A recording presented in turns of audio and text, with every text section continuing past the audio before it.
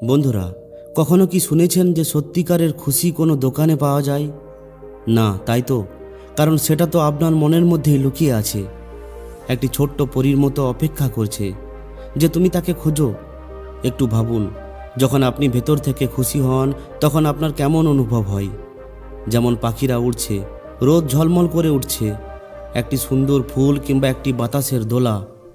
জীবনে সমস্যা যত বড়ই আসুক না কেন, আপনি ভেতর থেকে শান্ত থাকুন।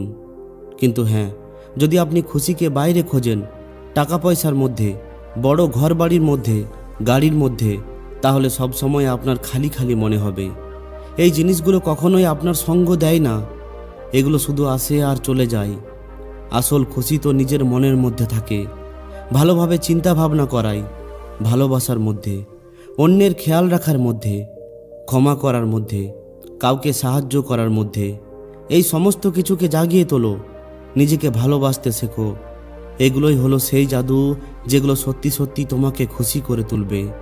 এক সময় এক গ্রামে এক যুবতী থাকতো। ওই যুবতী দেখতে এতটা সুন্দর ছিল না এবং তার কেউই ছিল না। সে একা একাই থাকতো। সে নিজেই পরিশ্রম করে নিজের দুবেলা দুমুঠো খাবার জোগাড় করত। এমনিতে তো সে দুবেলার খাবার জোগাড় করেই নিত, কিন্তু তবুও সে খুশি ছিল না। সে এই দুনিয়ার সবাইকে খুশি বলে ভাবত। সে তার নিজের জীবনকে দেখে নিজেই নিজেকে খারাপ ভাবত, নিজেকে নানা ধরনের উল্টোপাল্টা কথা বলতো।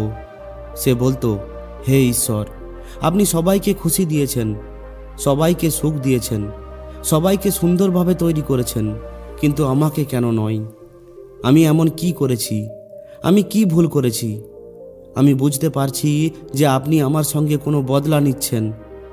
এইভাবেই একদিন সে বিরক্ত হয়ে, হতাশ হয়ে একটি গাছের নিচে বসেছিল আর কাঁদছিল। ঠিক তখনই সেখান দিয়ে এক বৌদ্ধ ভিক্ষু ভিক্ষা করে ফিরছিলেন। তিনি যখন ওই যুবতীকে সেখানে কাঁদতে দেখেন, তখন তিনি তার কাছে যান এবং তিনি ওই মেয়েটিকে জিজ্ঞাসা করেন, হে পুত্রী, কি ব্যাপার, তুমি কেন কাঁদছো? এর জবাবে যুবতী ওই বৌদ্ধ ভিক্ষুকে বলে, হে গুরুদেব, আমাকে কেউ ভালোবাসে না, আমাকে কেউই পছন্দ করে না, কারণ আমি কালো, আমি সুন্দর নই। আমার এই কালো রঙের জন্য লোকেরা আমাকে নিয়ে মজা করে। আমার কেউই নেই, আমার কাছে তো কোনো অর্থও নেই। এই দুনিয়ার সবাই সুখী, সবার কাছে সমস্ত কিছু আছে, সবাই নিজের জীবন খুবই হাসি খুশিতে কাটাচ্ছে। সবার কাছে যদি সমস্ত কিছু থাকে, তাহলে আমার কাছে কেন নেই? আসলে আমি এমন কি করেছি? আমার কি ভুল আছে? আমার কি সুখী হওয়ার কোনো অধিকার নেই? আমি আমার জীবনকে হাসি খুশিতে কাটানোর কি কোনো অধিকার নেই? ওই বৌদ্ধ ভিক্ষু ওই যুবতীর সমস্ত কথা খুবই ধ্যান দিয়ে শোনেন। এরপর তিনি ওই যুবতীকে বলেন, হে পুত্রী, যদি তুমি আমাকে এমন কোনো ব্যক্তির সঙ্গে কথা বলিয়ে দিতে পারো যে নিজের জীবনে খুশি, তাহলে আমি তোমাকে এমন একটা জিনিস দেব যাতে তুমি সুন্দর এবং সুখী দুটোই হয়ে উঠবে। ওই বৌদ্ধ ভিক্ষুর এই কথা শুনে ওই যুবতী খুবই খুশি হয়ে ওঠে আর সঙ্গে সঙ্গে ওই বৌদ্ধ ভিক্ষুকে বলে, হে গুরুদেব, সত্যি সত্যি কি এমনটা হতে পারে? তখন ওই বৌদ্ধ ভিক্ষু ওই মেয়েটিকে বলেন, এটা অবশ্যই হতে পারে। ঠিক তখনই ওই মেয়েটি ওই বৌদ্ধ ভিক্ষুকে বলে, হে গুরুদেব, যদি এটা সত্যি সত্যি সম্ভব, তাহলে আমি এমন একজন ব্যক্তিকে জানি যে খুবই সুখী। আমি তাকে এক্ষুনি নিয়ে আসছি, আপনি এখানেই আমার অপেক্ষা করুন। তখন ওই বৌদ্ধ ভিক্ষু ওই মেয়েটিকে বলেন, ঠিক আছে, যতক্ষণ না তুমি আসছো ততক্ষণ আমি এখানেই বসে আছি। এটা বলেই ওই মেয়েটি দৌড়াতে দৌড়াতে নিজের মালিকের কাছে গিয়ে পৌঁছায়, যিনি একজন কৃষক ছিলেন। সে ওই কৃষককে বলে, মালিক, আপনি আমার সঙ্গে চলুন, আমি একজন বৌদ্ধ ভিক্ষুর দেখা পেয়েছি, যার সঙ্গে আপনার দেখা করাতে চাই। তিনি বলেছেন যে যদি আমি একজন সুখী ব্যক্তিকে তার কাছে নিয়ে যাই, তাহলে তিনি আমাকে সুন্দর এবং সুখী দুটোই করে দেবেন। ওই মেয়েটির কথা শুনে ওই কৃষক দুঃখী হয়ে বলে, আমাকে তোমার কোন দিক দিয়ে সুখী বলে মনে হয়? তখন মেয়েটি ওই কৃষককে বলে, হে মালিক, আপনার কাছে তো সমস্ত কিছু আছে। আপনার কাছে থাকার জন্য একটি ভালো ঘর আছে, খাবার জন্য অনেক খাবার আছে, আপনার একটি সুন্দর পরিবার আছে, আর আপনার কাছে অনেক ধনও আছে। তাহলে আপনি দুঃখী কিভাবে হতে পারেন? তখন কৃষকের উত্তরে বলে, আরে মূর্খ, আমার ফসল এবছর একদম ভালো হচ্ছে না, এই জন্য তার দামও ভালো পাচ্ছি না, আর রাজাকে রাজস্বও দিতে হবে। আমার কাছে তো এতটা অর্থ নেই যাতে আমি ভালো উন্নত বীজ কিনতে পারি। তারপর এই বৃষ্টিতে আমার সমস্ত ফসল খারাপ হয়ে গেছে। এখন তো আমার অবস্থা আরও খারাপ হয়ে গেছে। আর এমন অবস্থায় আমি কিভাবে সুখী থাকতে পারি? যাও, অন্য কাউকে খোঁজো যে সত্যি সত্যি খুশিতে আছে। তখন ওই মেয়েটি মালিককে বলে, মালিক, তাহলে এখন আপনিই বলুন, আপনার হিসাবে কে সবথেকে সুখী, যাকে আমি নিজের সঙ্গে নিয়ে যেতে পারি। তখন ওই কৃষক কিছুক্ষণ ভাবনা চিন্তা করে ওই মেয়েটিকে বলে, আমার মনে হয় ওই ব্যবসায়ী খুবই সুখী। তার না তো ফসল উৎপাদন করার কোনো চিন্তা আছে, আর না তো ফসলকে দেখাশোনা করার। তিনি তো শুধুমাত্র ফসল কিনে নেন, আর সেটা তিনি যেখান থেকে খুশি কিনতে পারেন। অপরদিকে তিনি আরও অন্যান্য জিনিসেরও ব্যবসা করেন, যেগুলোর জন্য আবহাওয়া যেমনই হোক না কেন তাতে কিচ্ছু আসে যায় না। এমনকি তারা আমাদের থেকে অনেক বেশি অর্থ উপার্জন করেন, লোকেরা তাদের সম্মানও করেন। আমার তো মনে হয় তারাই সবথেকে বেশি সুখী, তুমি তার কাছেই যাও। মেয়েটি তার মালিকের কথা শুনে দৌড়াতে দৌড়াতে এক ব্যবসায়ীর কাছে গিয়ে উপস্থিত হয়। এরপর ওই ব্যবসায়ীকে বলে, মালিক, আপনি আমার সঙ্গে চলুন। আমি এক ভিক্ষুর দেখা পেয়েছি, যার সঙ্গে আমি আপনার দেখা করাতে চাই। তিনি আমাকে বলেছেন যে এমন কোনো সুখী ব্যক্তিকে নিয়ে এসো যে সত্যি সত্যি খুশি এবং সুখী। এরপর তিনি আমাকে এমন একটি জিনিস দেবেন যার ফলে আমি সুন্দর এবং সুখী দুটোই হয়ে উঠব। ওই মেয়েটির এই কথা শুনে ওই ব্যবসায়ী নিজের দুঃখে ভরা শব্দে ওই মেয়েটিকে বলেন, আরে আমার জীবনে কোথায় সুখ আছে? চারিদিকে তো আমাকে দুঃখই ঘিরে রেখেছে। চোর ডাকাত, আমাকে তাদের সবার খেয়াল রাখতে হয়। ব্যবসায় এখন অনেক ক্ষতিও হচ্ছে। এদিকে রাজা আমাদের ওপর অতিরিক্ত করও আদায় করছে, যার ফলে ব্যবসা করতে এখন খুবই অসুবিধা হচ্ছে। আমরা সঠিক সুরক্ষাও পাচ্ছি না। আমার জীবনের ওপর সবসময় সংকট লেগেই থাকে। আমার তো মনে হয় যে আমার থেকে দুঃখী এই দুনিয়ায় আর কেউ নেই। তখন মেয়েটি ওই ব্যবসায়ীকে বলে, কিন্তু হে মালিক, আপনার কাছে তো এত অর্থ ধন আছে, আপনার কাছে এত বিষয় সম্পত্তি আছে, আপনার কাছে এত খাবার আছে, থাকার জন্য একটা বড় মহল আছে, এরপরেও আপনি নিজেকে দুঃখী বলছেন? এটা তো খুবই আজব ব্যাপার। আমার তো মনে হতো যে আপনি খুবই সুখী ব্যক্তি হবেন। ঠিক আছে, কোনো অসুবিধা নেই। দয়া করে আমাকে এমন একটি ব্যক্তির ব্যাপারে বলুন যিনি আপনার হিসাবে খুবই সুখী, যাকে আমি ওই বৌদ্ধ ভিক্ষুর কাছে নিয়ে যেতে পারি। তখন ওই ব্যবসায়ী কিছুক্ষণ চিন্তা ভাবনা করে ওই মেয়েটিকে বলে, আমার মনে হয় যে এই রাজ্যের অধিকারী খুবই সুখী ব্যক্তি। তিনি সোজাসুজি এই রাজ্যের সঙ্গে জড়িত, ওনার কাছে অধিকার আছে এবং উনি একজন ধনবান ব্যক্তি। তিনি এই চোর ডাকাতদের ওপর ভয়ও পান না, আর তিনি আমাদের ধনও আদায় করেন, আর আমাদের সবাইকে তার সামনে মাথা নত করতে হয়। সমস্ত লোকেরা তাকে অনেক মান সম্মানও দেয়। আমার মনে হয় না যে তার জীবনে কোনো দুঃখ থাকবে। তাই আমার মনে হয় তিনিই সবথেকে সুখী ব্যক্তি। যদি আমিও একজন রাজার অধিকারী হতে পারতাম, তাহলে আমিও নিজের জীবন খুবই আরামে কাটাতাম। তখন মেয়েটি ওই ব্যবসায়ীকে বলে, মালিক, আপনি কি কোনো এমন অধিকারীকে জানেন? আপনি কি আমাকে তার সঙ্গে দেখা করাতে পারবেন? আমি ওনাকে নিজের সঙ্গে নিয়ে যাব। যদি তিনি সবথেকে সুখী ব্যক্তি হন, তাহলে ওই বৌদ্ধ ভিক্ষু আমাকে এমন একটি জিনিস দেবেন যাতে আমিও সুন্দর ও সুখী হয়ে উঠব। বলুন না, আপনি কি কোনো অধিকারীর সঙ্গে আমাকে দেখা করাতে পারবেন? আমি আপনার কাছে খুবই কৃতজ্ঞ থাকব। ব্যবসায়ীর ওই মেয়েটির ওপর দয়া হয়। তিনি ওই মেয়েটির সঙ্গে এক অধিকারীর দেখা করিয়ে দেন।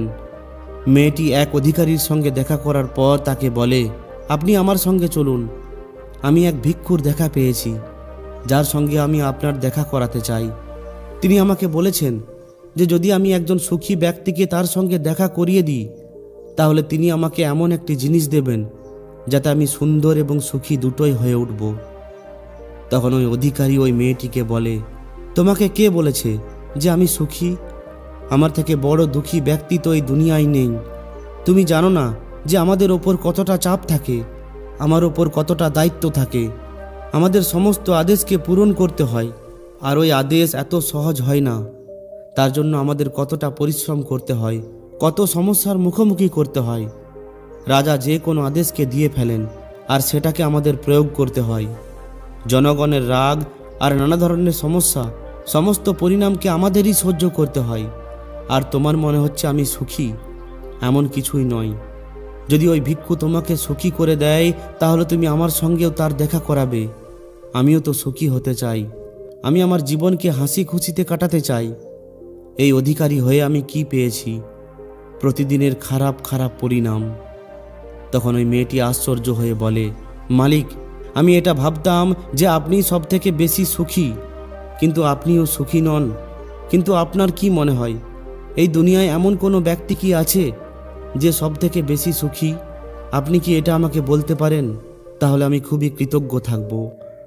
মেয়েটির সমস্ত কথা শোনার পর ওই অধিকারীর মেয়েটির ওপর খুবই দয়া হয় এবং তিনি বলেন যে আমার মনে হয় এই সম্পূর্ণ রাজ্যে শুধুমাত্র একজন ব্যক্তি সব থেকে সুখী ও খুশি, আর তিনি হলেন আমাদের এই রাজ্যের রাজা।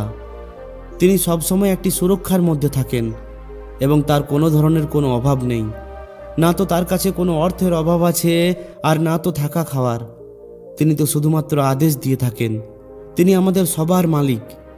ওই অধিকারীর এই সমস্ত কথা শুনে মেয়েটি আগের মতো ঠিক একইভাবে অধিকারীকে অনুরোধ করে রাজার সঙ্গে দেখা করিয়ে দেওয়ার জন্য। এরপর ওই অধিকারী মেয়েটির সঙ্গে রাজার দেখা করিয়ে দেয়। রাজা নিজের রাজসভায় বসে ওই মেয়েটির সমস্ত কথা শোনার জন্য তৈরি হয়ে যান। তিনি মেয়েটিকে বলেন যে তুমি নির্ভয়ে তোমার সমস্ত কথা আমাকে খুলে বলো। এরপর ওই মেয়েটি একটু ভয় পেয়ে কাঁপতে কাঁপতে রাজাকে বলে, হে রাজা মশাই, আমি একজন সম্পূর্ণ সুখী ব্যক্তিকে খুঁজছি। আমি এক ভিক্ষুর দেখা পেয়েছি, আর তিনি আমাকে বলেছেন যে যদি তুমি আমাকে একটি সুখী ব্যক্তির সঙ্গে দেখা করিয়ে দাও তাহলে আমি তোমাকে এমন একটি জিনিস দেব যাতে তুমি সুন্দর এবং সুখী দুটোই হয়ে উঠবে। অনেক মানুষের সঙ্গে দেখা করার পর আমি এটা জানতে পারলাম যে আপনিই একমাত্র সুখী ব্যক্তি। তাই আপনি কি আমার সঙ্গে ওই ভিক্ষুর সঙ্গে দেখা করতে যাবেন? রাজা ওই মেয়েটির কথা খুবই ধ্যান দিয়ে শোনেন এবং এরপর তিনি খুব জোরে জোরে হাসতে শুরু করেন। এরপর তিনি ওই মেয়েটিকে বলেন, আচ্ছা, তোমারও মনে হয় যে আমি এই রাজ্যের সবথেকে সুখী ব্যক্তি? কিন্তু যদি কেউ আমাকে জিজ্ঞাসা করে যে এই দুনিয়ার সবথেকে দুঃখী ব্যক্তিকে, তাহলে সেটা হলাম আমি। আমার কাছে কোনো নিদ্রা নেই, কোনো আরাম নেই। আমি আরাম করে ঘুমাতে পারি না। আমার দেহরক্ষীরা সবসময় আমার আশেপাশে ঘোরাফেরা করে। তাদেরকে ছাড়া আমি একা একা কোথাও যেতেও পারি না। কোথাও একটু শব্দ হলেই আমার ঘুম ভেঙে যায়। সব সময় আমি ভয়ে ভয়ে থাকি, কারণ আমার শত্রুরা আমার ঘরের মধ্যেই থাকে, যাদের ব্যাপারে আমি কিছুই জানি না। কে কখন কোথায় আমার উপর হামলা করে ফেলবে সেটা কেউই বলতে পারে না। এখানে বসে থাকা সমস্ত লোকেরা আমার শত্রু। এখানে বসে থাকা সমস্ত লোকেরা আমার রাজ দরবারেরই লোক, কিন্তু আমাকে সবার উপর সন্দেহ করতে হয়।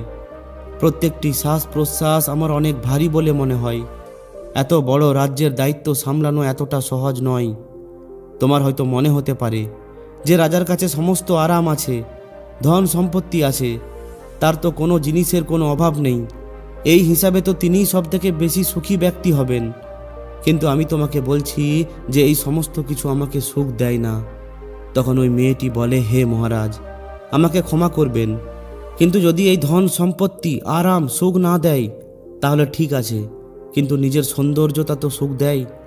তখন রাজা আবার একবার একটু হেসে ওই মেয়েটিকে বলেন, হে পুত্রী, যদি সৌন্দর্যের কথা বলা হয় তাহলে যারা দেখতে সুন্দর হয় তাদের মন সুন্দর হয় না। তারা তো একটি সুন্দর মুখোশ লাগিয়ে ঘুরে বেড়ায়। তারা অন্যদের দেখায় যে আমি কত সুন্দর, কিন্তু সময় সবার সৌন্দর্যতা ছিনিয়ে নেয়। একমাত্র সৌন্দর্যতা বজায় থাকে নিজের মনের মধ্যে, আর যার মন সুন্দর সে সবসময়ই সুন্দর হয়ে থাকে। তখন ওই মেয়েটি রাজাকে বলে, হে মহারাজ, তাহলে আপনিই বলুন, আপনার হিসাবে এই দুনিয়ায় সবথেকে সুখী ও সুন্দর কে? তখন রাজা ওই মেয়েটিকে বলেন, আমার হিসাবে তো সবথেকে সুখী ব্যক্তি হলেন একজন গরিব ব্যক্তি, যিনি দুবেলা দুমুঠো খাবারের ব্যবস্থা করতে পারে, যিনি যখন খুশি যে কোনো বাধা ছাড়াই যে কোনো দিশায় ঘোরাফেরা করতে পারেন, যার মধ্যে কোনো কিছুই হারিয়ে যাওয়ার ভয় থাকে না, হারিয়ে ফেলার ভয় থাকে না, যিনি রাত্রে কোনো ভয় ছাড়াই খুব ভালোভাবে ঘুমাতে পারেন। আমার হিসাবে তো তিনিই সব থেকে সুখী ব্যক্তি। আর এই হিসাবে তুমিই হলে সব থেকে সুখী। তোমার কাছে একটি সুন্দর মন আছে, নিদ্রা আছে, চারিদিকে ঘুরে বেড়ানোর স্বাধীনতা আছে। তোমার মধ্যে কোনো ভয় নেই, কোনো ষড়যন্ত্র নেই। তাই আমার হিসাবে তুমিই হলে সব থেকে সুখী ব্যক্তি। রাজার এই সমস্ত কথা শোনার পর এক মুহূর্তের জন্য ওই মেয়েটি চিন্তায় পড়ে যায়। ঠিক তখনই সে অনুভব করতে পারে যে সত্যি সত্যি সেই হলো একমাত্র সুখী ও সুন্দর। তাই এখন সে নিজেকে সবথেকে সুখী ও সুন্দর ভেবে হাসি মুখে প্রকৃতির সঙ্গে কথা বলতে বলতে ওই বৌদ্ধ ভিক্ষুর কাছে পৌঁছায়। এরপর সে ওই বৌদ্ধ ভিক্ষুকে বলে, হে গুরুদেব, আমি যখন এখান থেকে গেলাম তখন আমার এটা মনে হচ্ছিল যে আমি সব থেকে দুঃখী আর আমি সব থেকে কুৎসিত। কিন্তু আমি এখান থেকে যাওয়ার পর যতই লোকেদের সঙ্গে মিলিত হই ততই আমি এটা অনুভব করতে পারি যে সব থেকে সুখী তো আমি নিজেই। আমি আপনার কাছে কোনো সুখী ব্যক্তিকে আনতে পারিনি, কারণ আমার মনে হতো আমি ছাড়া এই দুনিয়ার সবাই সুখী। কিন্তু ধীরে ধীরে জানতে পারলাম যে ব্যাপারটা সম্পূর্ণ উল্টো। এই দুনিয়ায় আমি ছাড়া সবাই দুঃখী। সবার মধ্যে কোনো না কোনো ধরনের ভয় আছে, কোনো না কোনো জিনিস হারিয়ে ফেলার ভয় আছে, কিছু না কিছু না পাওয়ার ভয় আছে, মন খুলে জীবন না কাটানোর ভয়। আমার কাছে সমস্ত কিছু আছে। আমি খুশিতে নাচতে পারি, গাইতে পারি, যেখানে ইচ্ছা সেখানে যেতে পারি। দুই বেলা দুমুঠো খাবার জোগাড় করার জন্য আমার কাছে দুটি হাত ও পা আছে। আমার কাছে এমন কিচ্ছু নেই যেটা হারিয়ে যাওয়ার ভয় আমাকে ভীতু করে তোলে। তখন ওই বৌদ্ধ ভিক্ষু ওই মেয়েটিকে বলেন, হে পুত্রী, অবশেষে তুমি নিজের সৌন্দর্যতা এবং সুখ দুটোই পেয়ে গেলে। এখন থেকে তুমি খুবই সুন্দর ও সুখী। এটা বলে ওই বৌদ্ধ ভিক্ষু নিজের আশ্রমে ফিরে যান। আর ওই মেয়েটিও এখন জেনে গিয়েছিল যে সেই সব থেকে সুখী এবং সুন্দর। এখন তার মধ্যে কোনো ধরনের কোনো দুঃখ ছিল না। সে কখনোই এখন আর নিজেকে উল্টোপাল্টা কথা বলতো না। এর বদলে এখন সে নিজেই নিজের মধ্যে খুবই খুশি থাকতে শুরু করে। বন্ধুরা, আমাদেরও ঠিক এমনটাই মনে হয়। আমাদের মনে হয় যে আমাদের নিজের কাছে কিছুই নেই, লোকেদের কাছেই সমস্ত কিছু আছে। আমাদের মনে হয় যে লোকেরা কত খুশিতে আছে, কত আরামে আছে, কিন্তু আসলে এমনটা নয়। এটা শুধুমাত্র আপনার দেখার কাছে। আসল সুখ তো আপনার কাছেই আছে, আর সেটা হলো সন্তুষ্টি। যদি আপনি নিজের উপর সন্তুষ্ট, আপনার কাছে যা কিছু আছে তার উপর যদি আপনি খুশি থাকেন, তাহলে আপনাকে কোনো দুঃখই সমস্যায় ফেলতে পারবে না। কিন্তু আমাদের সবথেকে বড় সমস্যা এটাই হলো যে আমরা নিজেকে নয়, সবসময় লোকেদের দেখি। তাই নিজেকে দেখুন এবং নিজের মধ্যে যেটা আছে সেটাকে অনেক বড় করে দেখুন। দেখবেন আপনি কখনোই নিজেকে দুঃখী বলে মনে করবেন না। আপনি সব সময় খুশিতে থাকবেন। তো বন্ধুরা, যদি ভিডিওটি ভালো লাগে তাহলে অবশ্যই একটি লাইক ও শেয়ার করে দিন। আর যদি এই ধরনেরই আরও শিক্ষামূলক ভিডিও পেতে চান তাহলে আমাদের এই চ্যানেলটিকে অবশ্যই সাবস্ক্রাইব করে নিন। ধন্যবাদ।